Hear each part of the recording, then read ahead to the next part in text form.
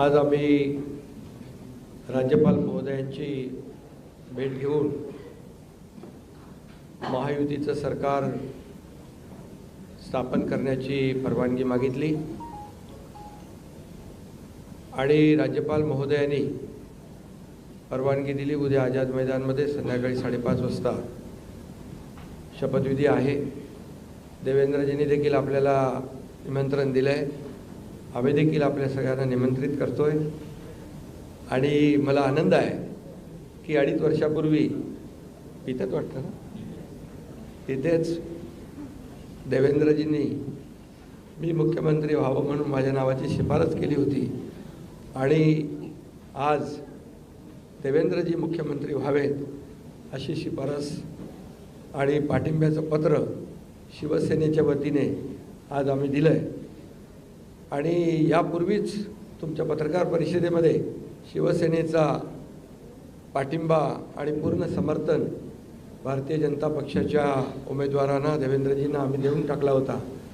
आदरणीय प्रधानमंत्री मोदीजी आणि गृहमंत्री अमित शाह साहेब असतील आणि भारतीय जनता पक्षाचे अध्यक्ष नड्डाजी जो काही निर्णय घेतील त्याला पूर्ण समर्थन पाठिंबा शिवसेनेचा असेल अशा प्रकारची भूमिका मी यापूर्वीच घेतली।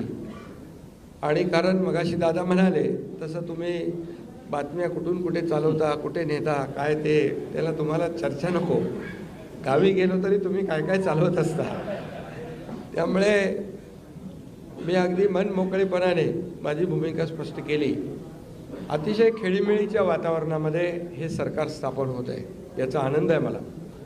खरं म्हणजे आतापर्यंतच्या इतिहासामध्ये एवढं बहुमत महायुतीला कधी मिळालं नव्हतं आणि या महाराष्ट्रातल्या तमाम जनतेने व त्यामध्ये सर्वच आहेत, आमच्या लाडक्या बहिणी, लाडके भाऊ, लाडके शेतकरी, सर्व घटक, या राज्यातला प्रत्येक मतदार याने महायुतीवर मतांचा वर्षाव केला आणि एक ऐतिहासिक आणि दैदिप्यमान असा विजय या ठिकाणी महायुतीला मिळाला। यामागे नक्कीच गेल्या 2.5 वर्षाचं काम जे आहे आम्ही केलं तिघांनी मिळून, आणि आमच्यामध्ये काही कोणी मोठा कोणी छोटा असं काही नव्हतं। आम्ही एक टीम म्हणून काम करत होतो। आमचा उद्देश एवढाच होता की मला काय मिळालं यापेक्षा महाराष्ट्रातल्या जनतेला आम्ही काय देणार आहोत हे महत्त्वाचं होतं आणि एक सर्वसामान्यांचं सरकार म्हणून आम्ही काम केलं। आणि म्हणून सर्व मतदारांना मी मनापासून धन्यवाद यापूर्वीच दिलेत। आणि खरं म्हणजे राज्य चालवताना अनेक निर्णय आम्ही जे घेतले, जे विकास प्रकल्प आपल्या सगळ्यांना माहीत आहेत, मी त्याची एकदा डिटेलमध्ये बोलू इच्छित नाही, परंतु जे विकास कामं महाविकास आघाडीने थांबवली होती, जे प्रकल्प थांबवले होते, या महाराष्ट्रातल्या जनतेसाठी आवश्यक होते, या महाराष्ट्राला 10-20 वर्ष मागे नेणारा निर्णय महाविकास आघाडीने घेतला। आमचं सरकार आल्यानंतर तात्काळ ते प्रकल्प आम्ही सुरू केले, मार्गी लावले आणि त्याचे उद्घाटनही आदरणीय प्रधानमंत्री मोदीजींच्या हस्ते केले। याचा देखील आनंद आणि समाधान आम्हाला आहे। शेवटी सरकार कुणासाठी असतं? सरकार हे सर्वसामान्यांसाठी असतं, लोकांसाठी असतं, राज्याच्या विकासासाठी असतं आणि ते आम्ही तंतोतंत पालन करण्याचं आणि त्याचं नियोजन करण्याचं काम आम्ही 2.5 वर्षात केलं।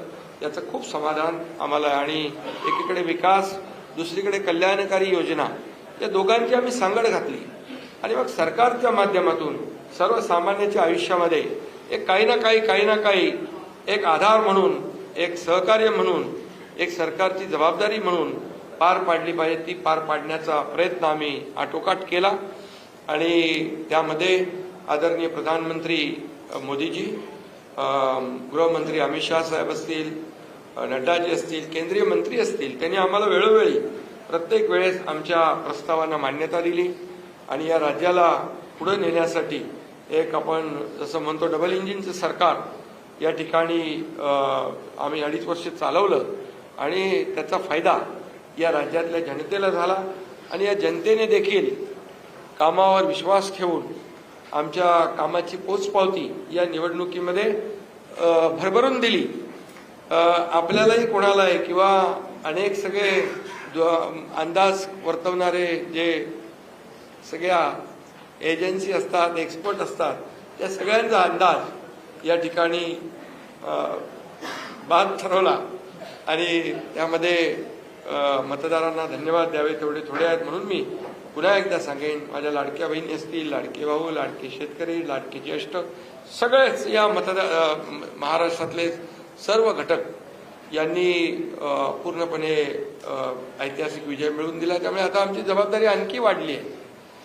आता आम्ही टीम म्हणून देवेंद्रजींना आता पूर्वी देखील 5 वर्षाचा अनुभव आहे, त्यांचा अनुभव आम्हाला 2.5 वर्षासाठी देखील कामी आला.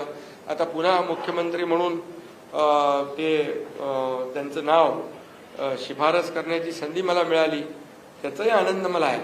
आणि म्हणून आमचं अगदी टीमवर्क जसं 2.5 वर्ष झालं आणि राज्यातल्या जनतेला या ठिकाणी आम्ही सहकार्य करू शकलो.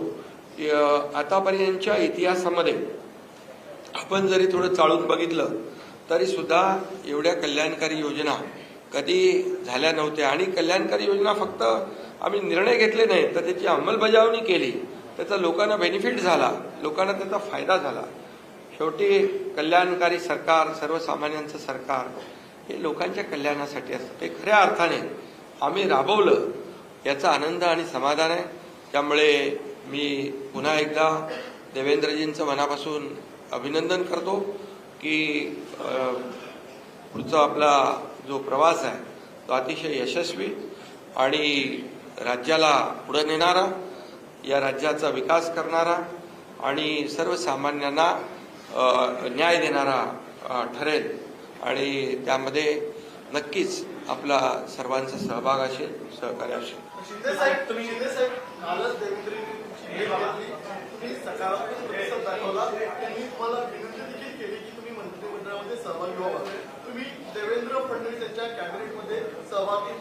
अरे बाबा, ते सांगितलं ना संध्याकाळी, आम्ही सांगतो तुम्हाला, संध्याकाळी सांगतो. मला ते एकदमच पाहिजे थोडं थांबा.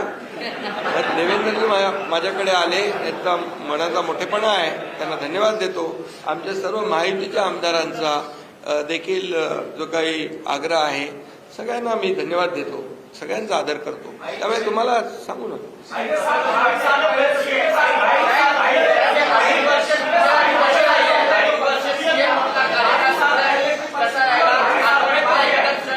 अरे बाबा, एवढी कामं केली की आठवणीतलं एक क्षण काय सांगू. एवढे निर्णय आम्ही घेतले की ते सर्व निर्णय ऐतिहासिक होते.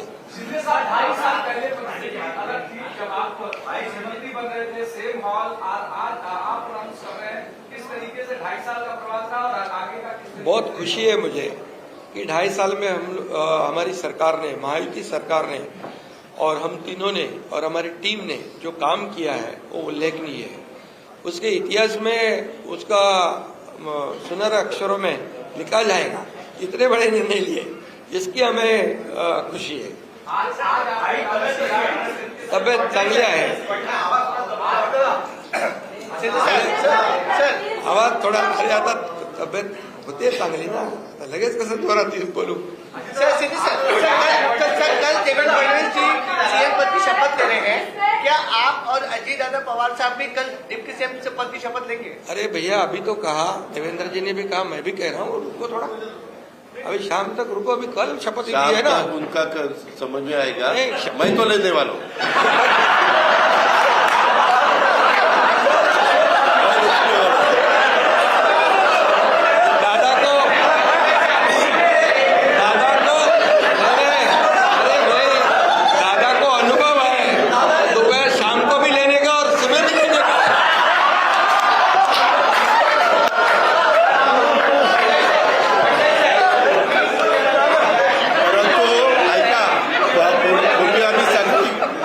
दोघांनी घेतली होती, तो हे राहून गेलेलो होता. आता पुढं 5 वर्ष आता ठेवणार आहे.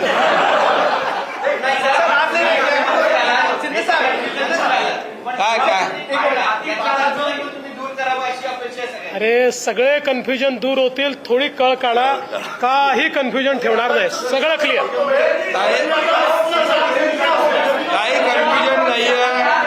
ए बाबा, काही कन्फ्युजन नाही. सगळ्यांना उद्या तुम्ही 5:30 वाजता नाही, 5 वाजता हजर व्हा आणि परत दादांच्या बद्दल किंवा आमच्याबद्दल काय ठरलं